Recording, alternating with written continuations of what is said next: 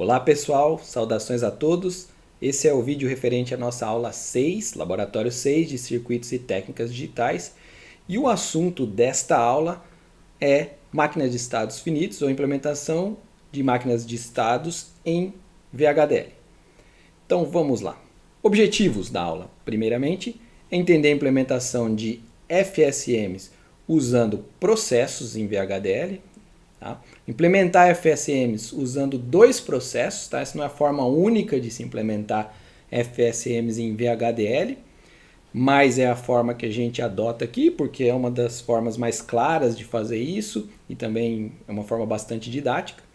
E também fazer alguns estudos de caso visando fixar os conceitos estudados. Esses são então os objetivos dessa aula número 6. Vamos dar uma pequena introdução, só relembrando coisas que vocês viram lá na teoria, né? Aqui eu tenho o diagrama de estados de uma máquina de estados finitos, né? Essa máquina de estados aqui tem uma entrada B e uma saída X. A gente vê bem que a entrada é B.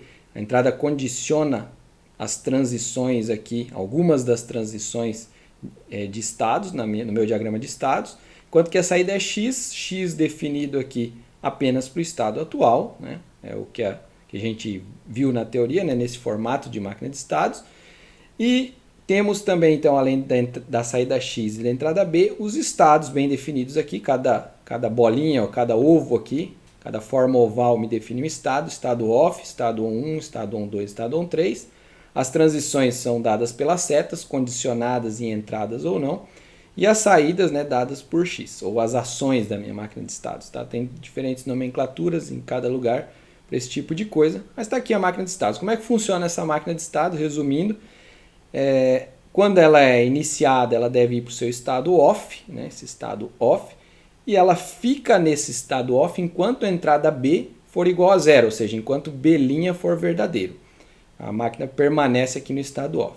Depois, quando B se tornar igual a 1, eu tenho uma transição aqui do estado off para o on1, e a principal mudança que a gente nota aqui é que quando a máquina está no seu estado on1, a saída X fica em nível lógico alto, enquanto que no seu estado off, a saída X está em nível lógico baixo.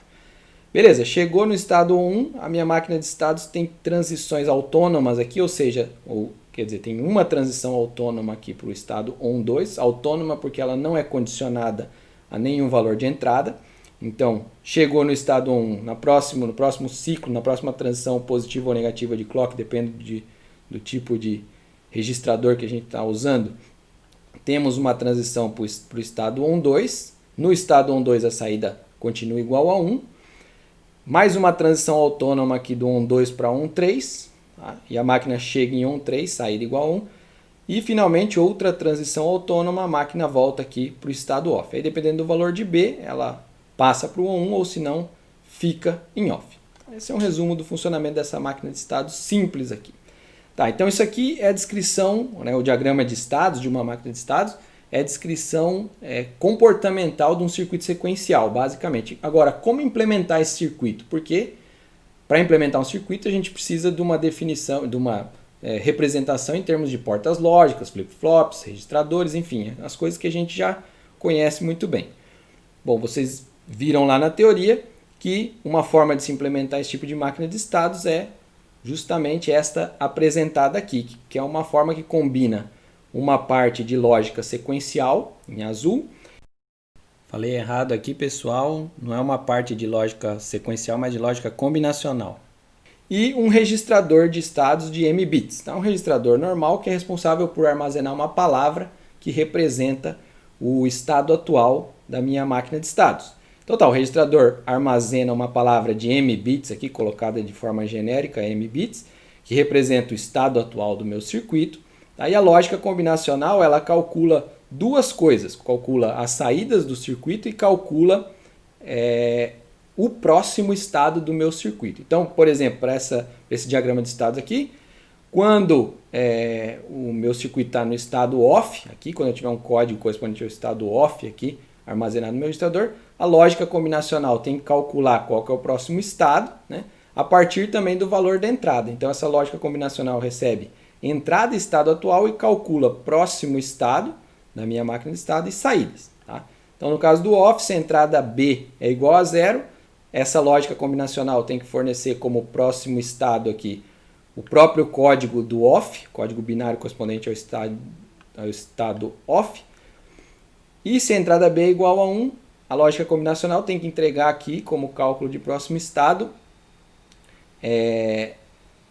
o código correspondente ao estado 1. Beleza. Então é isso que essa lógica combinacional tem que fazer, além de calcular saídas, né? Por exemplo, se eu tenho o código correspondente ao estado OFF aqui, a minha saída tem que ser 0.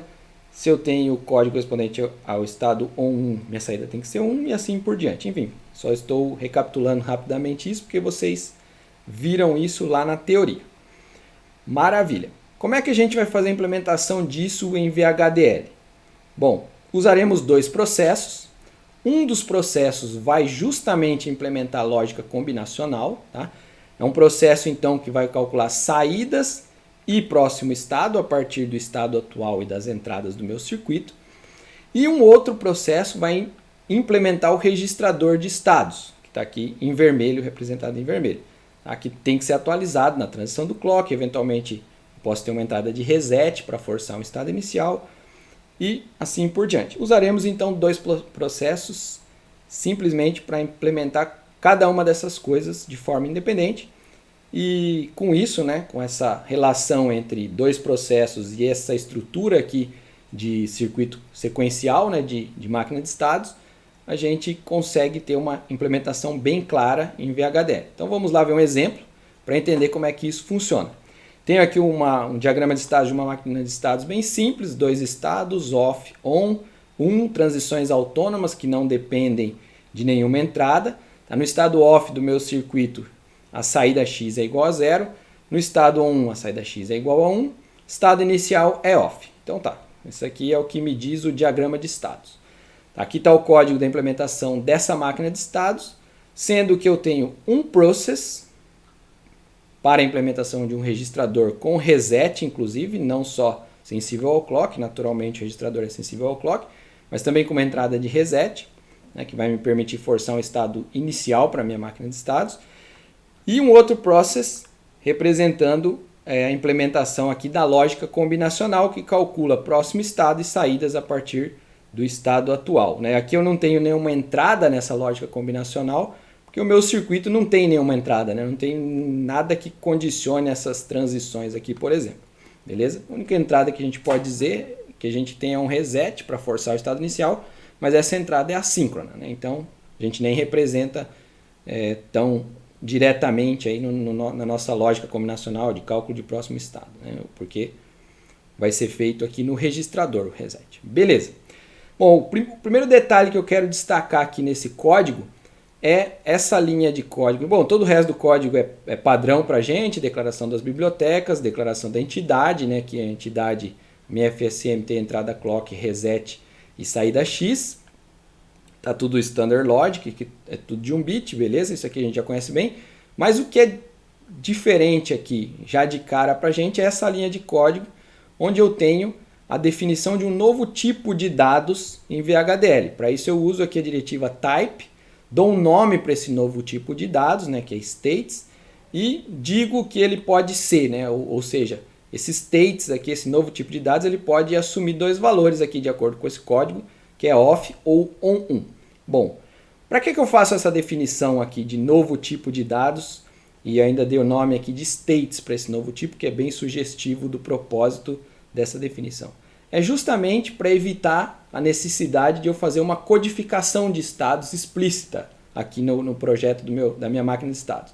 Como vocês viram lá na teoria, um dos passos no projeto de uma máquina de estados é justamente codificar os estados, que é dar valores de palavras, né, valores binários distintos, né, para cada um dos estados possíveis da máquina de estados. Quando a gente faz a implementação em VHDL, a gente não precisa fazer essa codificação diretamente, tá? A gente pode até fazer, mas não precisamos fazer isso necessariamente. E a gente não precisa fazer isso justamente porque a gente pode definir um tipo de dados chamado estados, que são os estados do meu circuito, que descreve os diferentes estados que a minha máquina pode assumir. Isso facilita muito a escrita e a leitura do código. Fica muito fácil entender o que está acontecendo no código quando a gente define esse tipo de estados. Beleza. Definir esse tipo de estados que pode assumir valor off e on1, que são os dois estados possíveis da minha máquina de estados aqui. E quais variáveis aqui dentro do meu circuito vão ser ou vão ter esse tipo de dados, né? Ou vão ser desse tipo. Bom, duas variáveis serão desse tipo, que é justamente próximo estado e estado atual. Só essas variáveis dentro aqui do meu circuito é que tem a ver com o estado da minha máquina de estados. Então, por isso que eu tenho aqui a declaração de dois signals, o E atual, que representa o estado atual, e o P estado, que é o próximo estado. E ao invés de usar um tipo como Standard Logic ou Standard Logic Vector aqui, eu uso um tipo States. Então, esses dois caras aqui, esses dois signals, são desse tipo e, portanto, eles podem assumir valores off e on. Beleza? Então, para isso que a gente faz essa definição de tipo States, para facilitar aqui a escrita, e essas duas variáveis são desse tipo States, e agora vamos ver como que isso se reflete no nosso código. Primeiro, vamos entender aqui como é que está implementado o registrador, que é justamente o que é implementado por esse process. Registrador, ele é sensível a duas variáveis aqui do meu sistema, que é clock e reset, na verdade, dois signals que vêm de ports, né? Duas ports do meu sistema como um todo, port clock, port reset. Então, quando o clock ou reset tiverem alguma variação de valor, esse process vai ser executado, né? Um ciclo desse process vai ser executado, tá? E, bom, reset um registrador, ele força estado inicial, ou reseta o meu registrador. É o que diz essa parte aqui do meu código. Se reset for igual a 1, né, o reset ativo alto aqui, né, então o estado atual passa a ser o igual a off, né, ou eu tenho atribuição de off em estado atual. Então, reset igual a 1, estado vira off, o estado atual do meu circuito, de forma assíncrona, sem depender de transição de clock. E isso aqui, né, esse trecho de código representa justamente o estado inicial do meu circuito, que é o que indica essa seta aqui, perdida aqui, né, sem nenhuma conexão para fora aqui, apontando para off. Beleza. Agora vamos para a parte síncrona, que é justamente a questão de transição de estados. O que o registrador vai fazer quando houver uma transição positiva ou negativa de clock? Nesse caso, transição positiva, porque eu não tenho bolinha aqui na entrada de clock no meu registrador. Deu uma transição positiva de clock, o próximo estado vira estado atual, ou seja, o próximo estado é copiado para o estado atual. E é o que diz esse trecho de código aqui. Se houver transição positiva de clock, a gente já viu isso na aula anterior, né, aula sobre processes, né, sobre processos. Então, clock, event, end, clock é igual a 1, então o estado atual recebe próximo estado. É justamente copiar o próximo estado no estado atual. Tá? Então, é a descrição do registrador de forma um pouco diferente, porque a gente está usando umas variáveis que são do tipo state. Mas, basicamente, o que a gente está fazendo é um registrador convencional que tem palavras binárias na entrada, e esses valores binários são armazenados quando ocorre uma transição positiva de clock ou negativa eventualmente, dependendo do tipo do registrador. Beleza? Então, basicamente é isso. Esse código descreve, então, o registrador, né, esse trecho do código que esse process descreve o funcionamento do registrador, com alguns detalhes, né, no contexto aqui da minha máquina de estados, já que eu estou trabalhando com um tipo de dados states. Vamos para o próximo process, então, que é esse processo que justamente vai implementar a lógica combinacional, que vai calcular a saída e o próximo estado a partir do estado atual e eventualmente de entradas do meu circuito. Aqui esse circuito aqui não tem entradas, então eu não tenho entradas aqui, tá? Beleza? Como é que eu implemento esse process? Bom, aqui eu tenho uma novidade, né, que é essa estrutura case, né, que é muito parecido com o switch case, que a gente tem em outras linguagens de programação, que é aquela história de casos, né? Mesma coisa bastante similar ao if, mas um pouco mais eficiente. E também aqui é mais fácil a gente ler, por isso que a gente usa o case. Beleza, então, como é que está estruturado aqui esse process correspondente à lógica combinacional? Eu tenho que calcular saída e próximo estado a partir do estado atual. Então, o case aqui é em função do estado atual, dependendo do estado atual do meu circuito. Eu tenho, se o estado atual for off, essas duas atribuições aqui, né? E se o estado atual for on, essas duas atribuições aqui, tá? Então, se o estado atual for off, o que eu deveria ter no meu circuito? A saída igual a 0 e o próximo estado igual a 1, independente de qualquer outra variável do problema. E é justamente o que eu tenho aqui. Se o meu estado atual é off, próximo estado vai ser 1 e a saída igual a 0. Beleza. É a saída atual e não a saída no próximo estado. Isso a gente tem que tomar muito cuidado. Quando o meu circuito está no estado off, a saída dele é igual a 0. Por isso que eu tenho isso aqui. Quando o estado atual é off, saída igual a 0. E o próximo estado, o estado para onde o meu circuito vai quando ocorrer a transição de clock, o próximo estado é on1. Por isso o próximo estado recebe on1 aqui. Tá? Por outro lado, quando o meu circuito está no estado on1, a saída deve ser igual a 1, né, que é o que eu tenho aqui. Né? Quando no estado on1, quando o estado atual do meu circuito é on1, a saída deve ser igual a 1 e o próximo estado off. Tá? Aqui eu não tenho nenhuma condição nessa transição, daqui a pouco a gente vai ver um exemplo onde existe condição nas transições, e daí a gente vai ver como fazer isso, mas basicamente a ideia é usar ifs aqui, né? Não tem muito segredo. E está implementado aqui a parte da lógica combinacional na forma de um process. Esse process, naturalmente, ele é sensível ao estado atual do meu circuito. Toda vez que o estado atual do meu circuito for modificado, o valor de saída e o próximo estado são recalculados. Se meu circuito tiver entradas, naturalmente, eu vou ter que ter esse process sensível às entradas também. Beleza? Vamos ver outro exemplo já para entender melhor esses outros detalhes. Então, basicamente é isso, o primeiro exemplo. Tá? Então, recapitulando algumas coisas aqui. Definir um tipo de variável states para facilitar a codificação de estados no meu circuito. Tem um process que implementa a funcionalidade do registrador no contexto dessas variáveis de tipo states. E outro process que implementa a lógica combinacional, que calcula saída e próximo estado a partir do estado atual e de entradas eventualmente.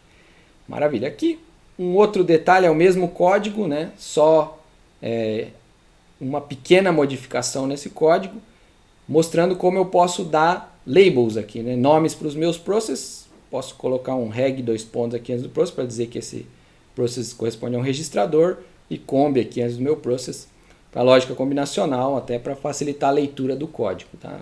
Só mais por curiosidade isso aqui foi incluído, não é necessário, mas é até recomendado para facilitar a leitura do código. Beleza, vamos prosseguir para o segundo exemplo. Aqui uma máquina de estados ainda de 2 estados, bem simples, mas que já possui entradas. Né? Eu tenho condicionamentos nas transições entre estados. Beleza? Então, uma máquina de estados que, quando ligada, deve ir para o seu estado travado. Aqui, um estado tem o nome de travado. Tá? E tenho duas variáveis de entrada, A e B. E enquanto A e B não forem pressionados simultaneamente, tá? Então, enquanto A ou B forem iguais a 0, eu tenho a minha máquina mantida aqui no estado travado. Depois, se A for acionado, eu for para nível lógico alto, eu continuo no meu estado travado, e daí quando B também for para nível lógico alto, quando ambos A e B forem para nível lógico alto, aí eu tenho uma transição para o estado destravado, tá? Destrave aqui, né? E ele fica aqui enquanto A e B ambos forem verdadeiros, ou seja, enquanto A e B forem iguais a 1, estiverem em nível lógico alto. Se um deles caiu para nível lógico baixo, a máquina volta para cá, tá? Para o estado travado. Basicamente é isso que essa máquina faz, 2 estados. Com relação à saída, essa máquina tem uma saída, que a saída é o que está indicado aqui junto ao estado, né? A saída é igual a 1 quando a máquina está no estado travado e igual a 0 quando a máquina está no estado destravado. Simples, aí, né? Pode ser, não sei em que contexto que está essa máquina de estados, talvez de abertura de uma porta com 2 chaves que precisam ser ativadas simultaneamente, enfim. Isso é detalhe. Importante para a gente aqui é entender como isso se traduz em código. Então, um projeto, digamos assim, convencional, né, que vocês veem lá na teoria dessa máquina de estados, envolveria a descrição do comportamento em diagrama de estados, que é isso aqui, depois codificação dos estados, depois dimensionamento do registrador, depois projeto da lógica combinacional, né, no contexto daquela ou dessa estrutura de implementação aqui, né? Beleza? E aqui a gente vai fazer mais ou menos a mesma coisa, só que de uma forma um pouco mais simples, né? Uma forma um pouco diferente, que é definir um tipo de dados para os estados que eu tenho no meu circuito e depois criar um process para o registrador e outro process para a lógica combinacional. Então tá, tenho aqui o meu código, né? Bibliotecas, ports, enfim, ports eu tenho aqui agora clock, reset, A e B, porque eu tenho as entradas A e B, tudo isso como entradas do meu circuito, e saída apenas a Y, tudo Standard Logic, poderia ter Standard Logic Vector, enfim, mas é um exemplo simples.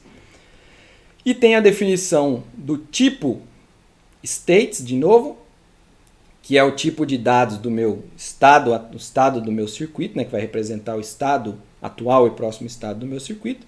Aqui o tipo states pode assumir dois valores, o travado e o destrave, aqui, né, de destravado provavelmente. Tá? E eu defino signals justamente de estado atual e próximo estado, que são do tipo states, não Standard Logic nem Standard Logic Vector. Beleza? Primeiro process, que vai justamente implementar a funcionalidade do registrador, sensível a clock e reset. Quando o reset for igual a 1, vai para o estado inicial. O estado inicial do meu circuito é o travado, e por isso quando o reset é igual a 1, então estado atual recebe travado.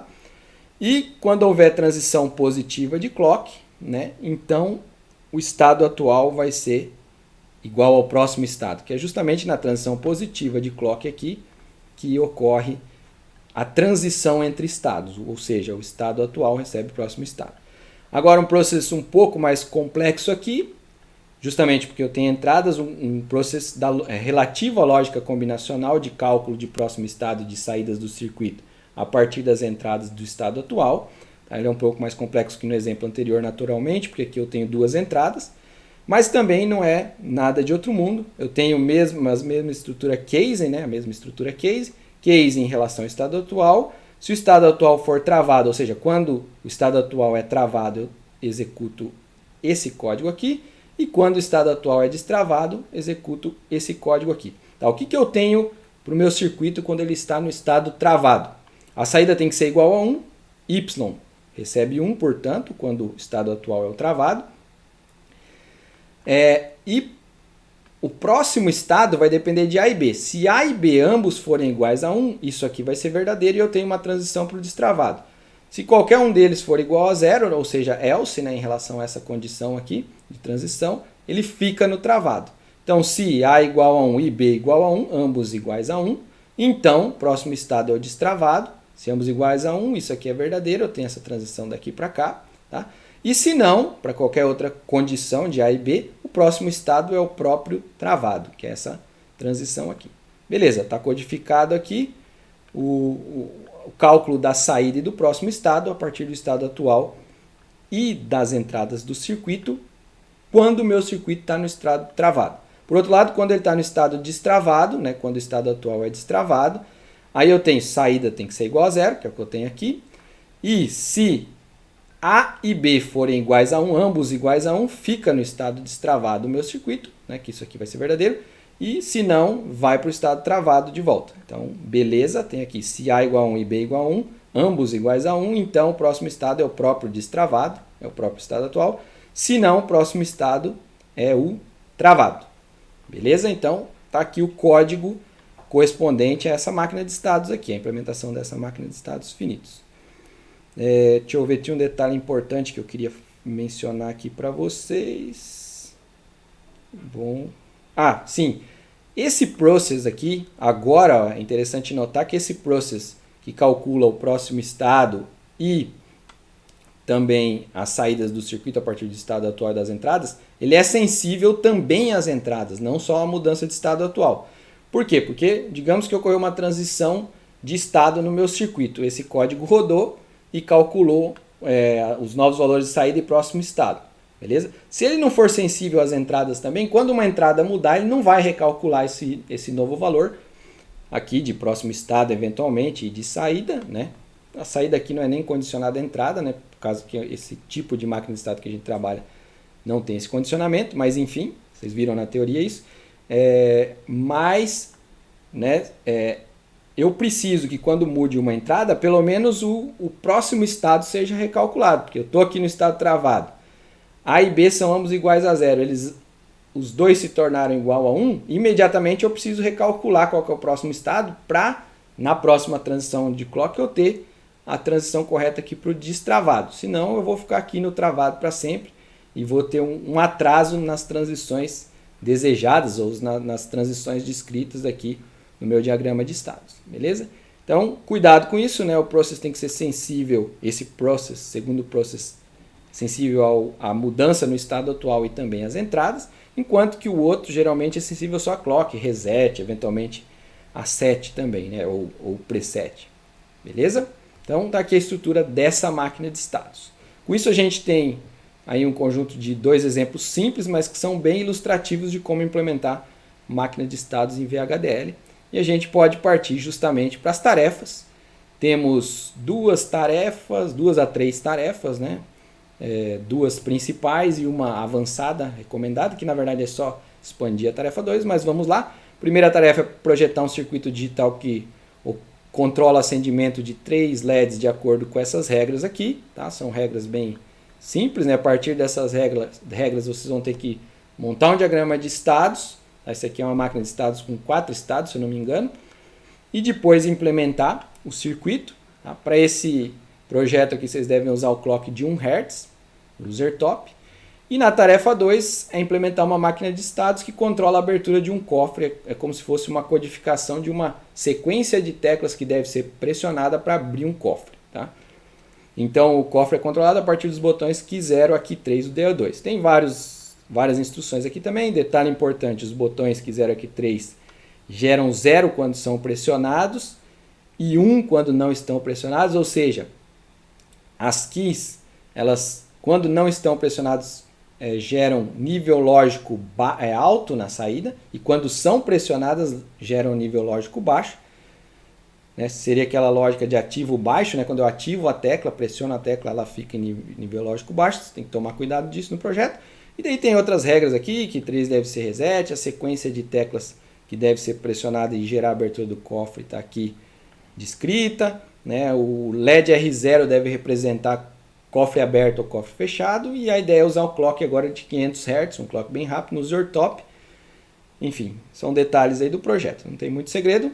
Só que aqui nessa segunda tarefa, como ela é mais complexa, é fornecido também para vocês o diagrama de estados do circuito. E vocês têm que, na verdade, implementar esse diagrama de estados em VHDL. Tá? Então tem o estado inicial, quando é dado o reset no meu circuito, ele vai para o estado inicial.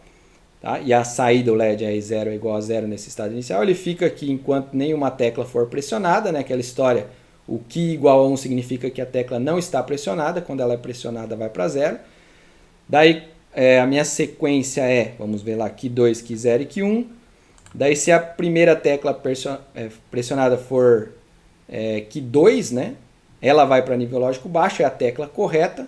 Aí eu vou para um próximo estado aqui, que é espera soltar a tecla, né? Lembrando que a gente aqui está trabalhando com 2 mundos, o do sujeito, do ser humano que vai lá pressionar a tecla, e o do clock aqui do meu sistema digital, que é muito rápido, né? Ele faz muitos cálculos em 1 segundo, por exemplo. Né? Na verdade aqui eu tenho 500 transições por segundo aproximadamente, porque o clock do emulador não é tão preciso. Tá? Mas enfim, pressionou a tecla certa, o usuário vai para o estado espera soltar a tecla certa e fica aqui enquanto essa tecla Key 2 estiver pressionada, soltou a tecla Key 2, vai para o correto 1, que é um outro estado, fica esperando alguma tecla ser pressionada. Se for a correta, vem para o espera soltar 2, soltou a tecla, vai para o correto 2 e assim a vida segue. Se o usuário pressionar a sequência correta, eu vou ter essas transições aqui até que o meu circuito vai chegar no seu estado final, que é o fim aberto. Em qualquer momento aí dessa sequência que o usuário pressionar uma tecla incorreta, minha máquina de estados aqui vai pular para o estado final fechado, né, com o cofre fechado. Né? O LED R0 igual a 0 aqui indica que o cofre está fechado aqui nesse estado, enquanto que o LED R0 igual a 1 indica que o cofre está aberto. Bom, não quis escrever isso tão detalhadamente assim, que é legal vocês olharem para esse diagrama e pensarem um pouco nisso tudo. Beleza? E uma tarefa avançada recomendada é mudar aquele diagrama, né, para acrescentar mais uma tecla, mais um botão pressionado na minha sequência correta para abertura de cofre, né? Em outras palavras, na tarefa 2, o cofre tem que abrir se o usuário pressionar uma sequência de 3 botões, enquanto que nessa avançada 4 botões. Vocês vão ter que daí, naturalmente, modificar um pouquinho o diagrama de estados para acrescentar mais um botão na sequência correta aqui. Beleza, pessoal? Então, basicamente, é esse o nosso vídeo do laboratório 6 e mãos à obra.